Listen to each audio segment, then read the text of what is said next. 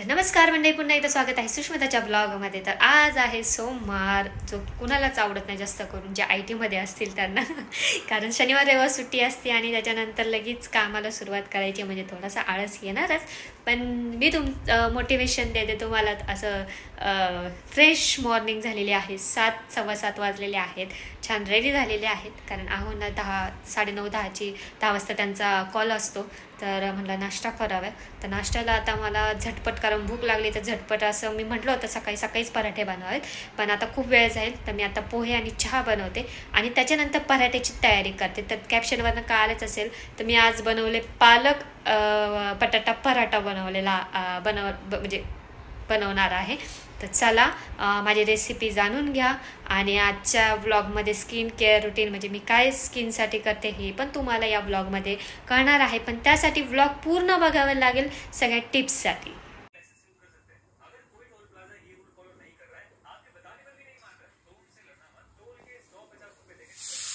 तर आमच्या आहोने आज पुन्हा एकदा बनवलेला आहे ज्यूस.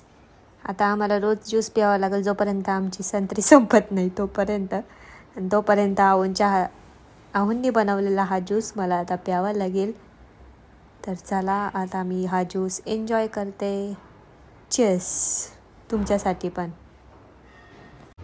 तर इथं आहे गव्हाचं पीठ आणि त्यात टाकलं आहे मीठ. खूप भारी यमक जुळलेला आहे याच्यामध्ये. आणि इथे तुम्ही पाहू शकता ह्याच्यात आहे मिरची, कोथिंबीर आणि आपलं पालक जे आहे. काल मी केलं होतं पालक तर ते पालक भरपूर उरलं होतं. तर ह्याला मी आधी पाण्यात उकडून घेतलं पालकाला आणि मग त्याची आता प्युरी बनवलेली आहे.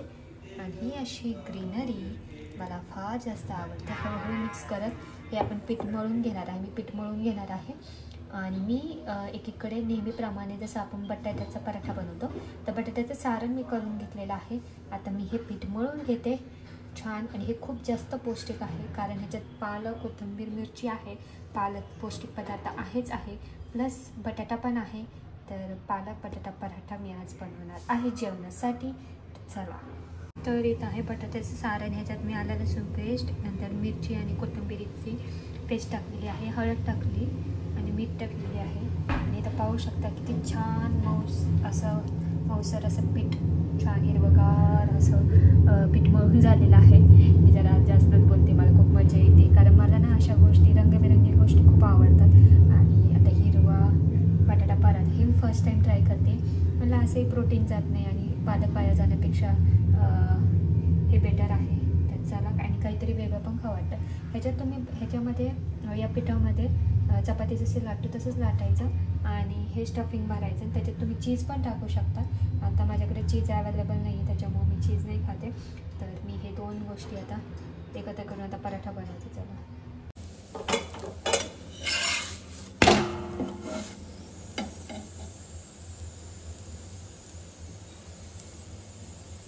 तर इथं आपला पालक बटाटा पराठा रेडी आहे. खूप छान झालेला आहे. आणि इथे आहे कोशिंबीर.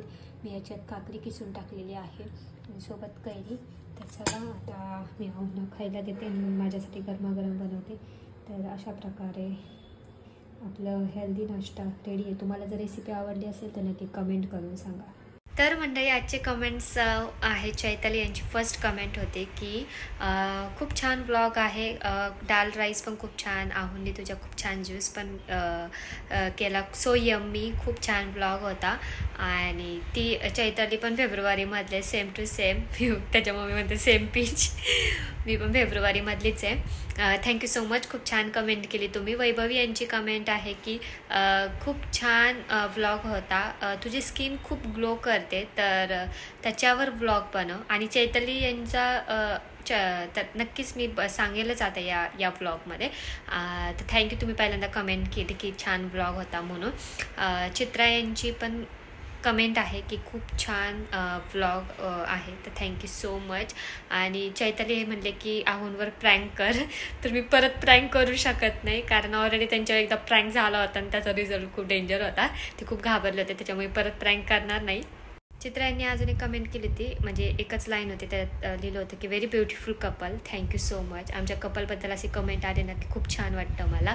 आणि त्याच्यानंतर कोमल यांची कमेंट होती की कोणती सोसायटी आहे.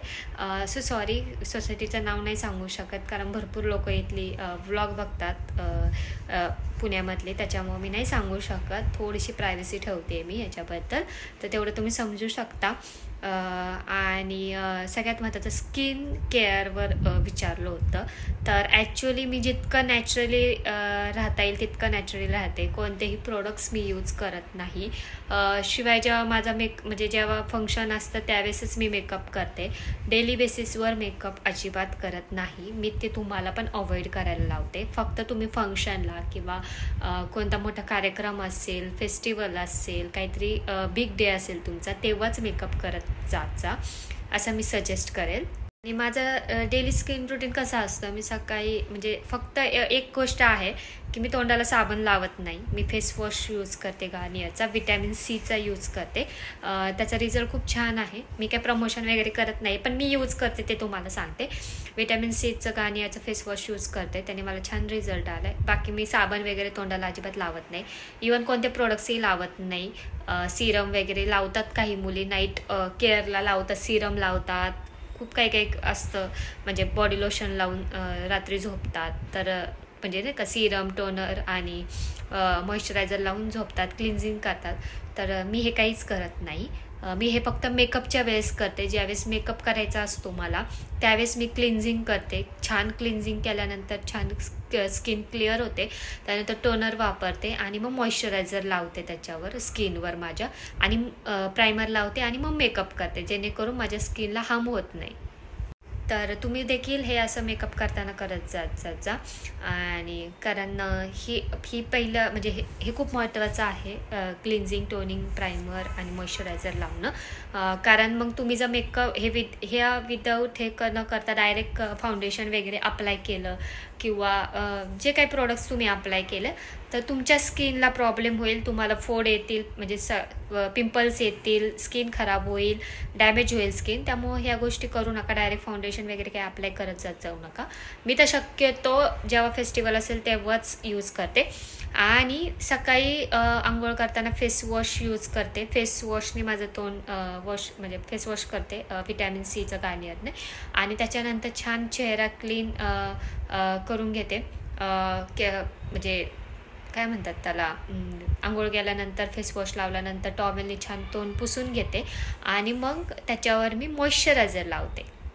आणि मॉइश्चरायझर कोणतं वापरते म्हणलं तर माझ्याकडं 3-4 प्रकारचे आहेत. एक बायोडर्माचा आहे, निव्याचा आहे, आरोमाचा आहे, अजून एक आहे माझ्याकडं, त्याचं नाव मी तुम्हाला सांगाल. फक्त एक आहे जे वॉटरप्रूफ आहे मॉइश्चरायझर, ते नेहमी मी फक्त मेकअप करताना वापरते. ते डेली बेसिसवर वापरत नाही. आणि डेली बेसिसवर डेली रुटीनसाठी मी मग निव्याचे बॉडी लोशन वापरते किंवा आरोमाचं मॉइश्चरायझर वापरते. दोन्हींचेही रिझल्ट छान आहे. काय मला असं काही माझ्या स्किनला अफेक्ट झालं नाही. मॉइश्चरायझर लावत जात जा. आणि जेव्हा तुम्ही बाहेर पडता त्यावेळेस सनस्क्रीन लावत जात जा. कारण म्हणजे कसं होतं, बाहेर धूळ वगैरे बसते ना चेहऱ्यावर, तर मग सनस्क्रीन लावल्यावर कसं धुळीपासून बचाव होतो. पण घरात असेल तर सनस्क्रीन लावायची काही गरज नाही. मोस्टली लावतात काही जण, पण मी सध्या अवॉइड करते घरात असल्यावर. कारण घरात कुठं एवढं म्हणजे बंदिस्तच असतं ना, एवढं कुठं धूळ वगैरे असते. माझी इथं काही धूळ वगैरे नाही, त्याच्यामुळे मी नाही लावत सनस्क्रीन घरात असताना. आणि हां, सगळ्यात महत्त्वाचं म्हणजे तुम्ही हे पण म्हणतात की पार्लरला दरवेळी जाते का, असं करते का, तर नाही, मी पार्लरला जाते. मी असं नाही मी स्किन केअर करत नाही, पण मी फक्त काय करते, माझं पेडिक्युअर करते. पायाला कसं आपल्या डेड स्किन असते तयार होते, कारण आपले पाय कसं आपण जास्त चप्पल घालतो त्याच्यामुळे थोडी डस्ट असते, पायाला जास्त डस्ट बसते, त्याच्यामुळे त्याच्यावर काय होतं, डेड स्किन तयार होते. त्यामुळे मी फक्त पेडिक्युअर करते दर महिन्याला, किंवा महिन्याला पण नाही, कधी कधी 2 महिन्यातनं 3 महिन्यातनं असं पेडिक्युअर करते. कंपल्सरी करते पेडिक्युअर म्हणजे पायाचं असतं. तर ज्यांनी काय करतात ते क्रीम लावतात, त्यातनं डेड स्किन काढतात आणि मसाज करतात. तर हे पायाचं मी करते नेहमी, कारण पायाची पण केअर केली पाहिजे. आणि स्किनचं म्हटलं तर मी क्लीनअप करते, पण कधी करते, जेव्हा फंक्शन असेल त्यावेळेसच क्लीनअप करते. म्हणजे मला कुठं लग्नाला जायचं आहे किंवा काहीतरी बड्डे असेल, फेस्टिवल असेल, त्यावेळेसच क्लीनअप करते. आणि लेच वाटलं की आता 2-3 महिने झालेत मी क्लीनअप केलं नाही आहे, तेव्हाच मग मी पार्लरला गेल्यानंतर मग क्लीनअप करते. म्हणजे 2-3 महिन्यातनं म्हणा असं करते. शक्यतो 2-3 महिन्यातनं करता. डेली मंथली क्लीनअप करायची काहीच गरज नाही आहे. जर तुमची स्किन क्लिअर असेल, तर माझी स्किन तुम्ही पाहू शकता, अजिबात पिंपल वगैरे काहीच नाही, पूर्ण क्लिअर स्किन आहे. त्याच्यामुळे मला क्लीनअप करून मला काय स्वतःला फायदा होत नाही. जर तुमच्या चेहऱ्यावर पिंपल असतील तर क्लीनअप तुम्ही दर महिन्याला करू शकता. त्याने कसं होतं, क्लीन होतं चेहरा. मी फ्रूटचं करते नेहमी क्लीनअप करताना, पण ते पण मी 2-3 महिन्यातनं करते. तुम्हाला मी हे पण सारखं नोट करते की 2-3 महिन्यातनं हे करते ते करते. कारण मी नॅचरली जितकं राहायचा प्रयत्न, म्हणजे जितकं नॅचरली राहता येईल तितकं नॅचरली राहायचा प्रयत्न करते. त्यामुळेच माझी स्किन छान आहे. सर्वात महत्त्वाचं दुसरी गोष्ट म्हणजे डायट. तुम्ही काय खाता हे पण मॅटर करतं.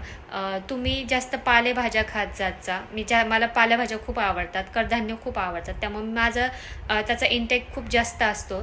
तर तुम्हीही ते तुमच्या डाएटमध्ये ॲड करता. फ्रूट्स ज्यूस, त्याच्यानंतर नारळ पाणी. जरी तुम्ही म्हणजे नाही का, नारळ पाणी रोजच प्या असं मी म्हणत नाही. मी स्वतः रोज पित नाही नारळ पाणी, पण कधीतरी आठवड्यातनं वगैरे पिते नारळ पाणी. बेनिफिट्स आहेत. माझ्या मैत्रिणींना खूप छान रिझल्ट आलेला आहे नारळ पाण्याचा. कारण मी स्वतः पाहिलेलं आहे. मी तर नाही पिलेलं, मी नाही पिते एवढं. मी कधीतरी बाहेर गेल्यानंतर पिते नारळ पाणी. तर मी माझ्या मैत्रिणीचा रिझल्ट पाहिला आहे. खूप छान स्किन ग्लो करते, एकदम असं तेज आल्यासारखं वाटतं चेहऱ्यावर, पिंपल जातात, खूप छान ग्लो करतो. त्याच्यामुळे तुम्ही नारळ पाणी पण पीत जात.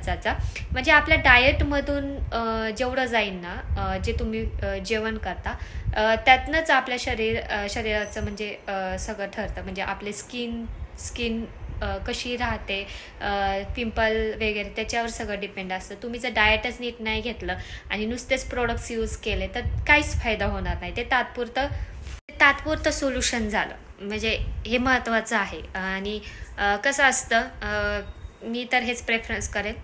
तर हे असं माझं स्किन केअर रुटीन असतं. म्हणजे काही त्याचा विशेष नाहीच आहे. फक्त मॉइश्चरायझर लावते, पावडर लावते आणि फेस वॉश हे दिवसभरातनं 2 ते 3 वेळा करते.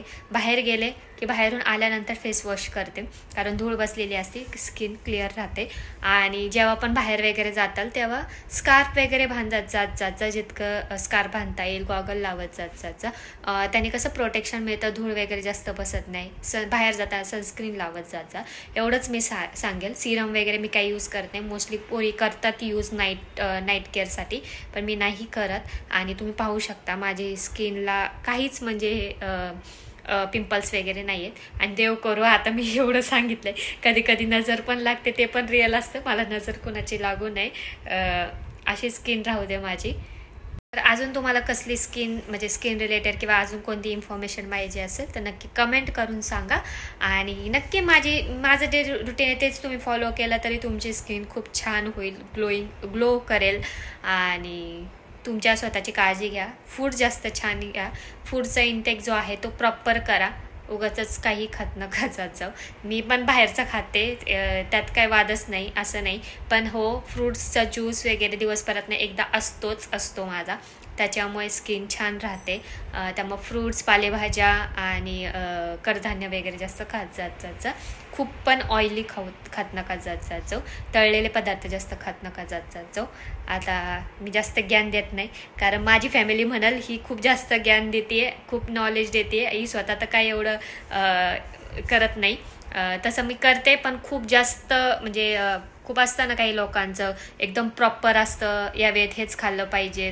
त्यामुळे मी एक सांगेल की मी कसं, मला जे आवडतं, पालेभाज्या आवडतात. जसं तुम्ही माझ्या रेसिपी पाहताच पौष्टिक असतात. वेगवेगळे ट्राय करत असते मी. पालेभाज्या जास्त खाते, फ्रूट जास्त खाते. नाही जमलं आठवड्यातनं 1-2दा खात जात. पण महत्त्वाचं काय माहिती का, कोणतेही स्किन प्रोडक्ट कुठलेही यूज करत नका जात. जेव्हा तुम्ही प्रोडक्ट्स घ्यायला जाता त्यावेळेस त्या स्किन केअर तिथं असतातच, जे विकणारे असतात त्यांना विचारत जातं, माझी ऑइली स्किन आहे, ड्राय स्किन आहे, तर मी कोणतं मॉइश्चरायझर यूज केलं पाहिजे, कोणतं फेस वॉश यूज केलं पाहिजे, असं त्यांना विचारा. ते सांगतात. त्यामुळे या माणसाने हे सांगितलं, त्या व्यक्तीने ते सांगितलं म्हणून मी हे प्रोडक्ट यूज करते, असं करू नका. आपल्या स्किन जशी आहे त्या स्किननुसार प्रोडक्ट वापरत जात. आणि खूप पण जास्त प्रोडक्ट वापरत नका जात. वेगवेगळे म्हणजे सकाळी वेगळं मॉइश्चरायझर लावलं, संध्याकाळी वेगळं मॉइश्चरायझर लावलं, सिरम लावले, काय म्हणजे असे खूप काय वापरतात पोरी. तर ते करू नका आणि खूप पण पार्लरमध्ये जाऊ नका. पार्लरमध्ये जावा फक्त महिन्यातनं 2 महिन्यातनं जे काय गोष्टी असतील, तुमचे लेस पिंपल असतील, फेस्टिवल असेल त्यावेळेसच जायचं. मी तर फक्त पेडिक्युअर करत असते, हेअर मसाज करत असते. कारण कसं हेअर वॉश त्यांच्याकडून एकदा महिन्यातनं करून घेते. कारण ते व्यवस्थित हेअर मसाज कसं तेल व्यवस्थित पोचतं, त्याच्यामुळे मी हेअर मसाज करते. त्यामुळे केस माझी खूप छान होतात. आणि हेअर स्पा करते महिन्यातनं एकदा. जास्त करून हेअरची काळजी घेण्यासाठी मी पार्लरमध्ये जातच असते. हेअर स्पा करते कारण केसांना व्यवस्थित प्रोटीन वगैरे भेटतं. आणि बाकी तर स्किनला वगैरे काही लावत नाही.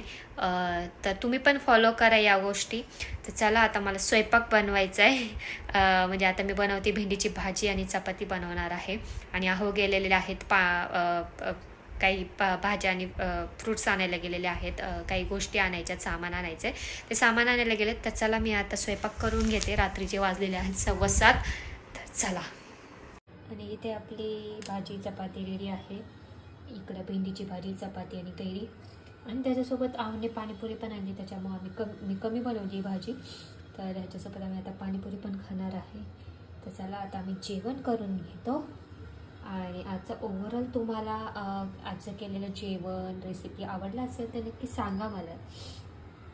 तुमच्या शेजाऱ्यांनी दिवाळीचा फराळ पाठवला आहे. तुम्ही पाहू शकता की ते सारे सगळ्यात आवडीचा लाडू म्हणजे बेसन लाडू. आणि आम्हाला वाटलं आम्ही गावावरून आल्यानंतर कोण देणार आहे दिवाळीचा फराळ, पण आमच्या शेजारच्यांनी छान अशी प्लेट पाठवलेली आहे.